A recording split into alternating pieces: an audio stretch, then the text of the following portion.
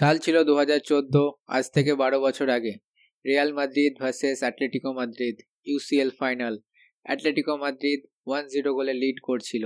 তারপর 90 মিনিট পেরিয়ে ম্যাচ যায় এক্সট্রা টাইমে 93 মিনিটে র্যামোস গোল করে ইকুয়ালাইজ করে ম্যাচ। তারপর এক্সট্রা টাইমে আরও 3জন গোল করে মাদ্রিদের হয়ে, Cristiano Ronaldo, Marcelo, Gareth Bale. আর 4-2-এ Real Madrid won their La Decima.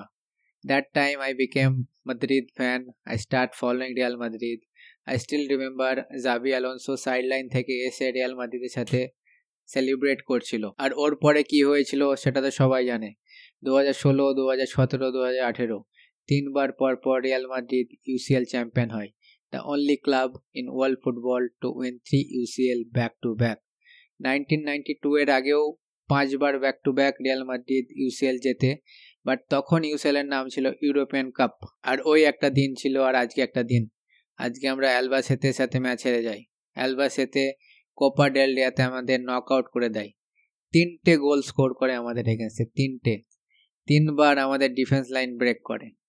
ভাই, this is shameful performance by us. I don't know who to blame, players, coaching না management, but something is wrong in this club. ভাই, আমার কাছে কোনো words নেই express করার।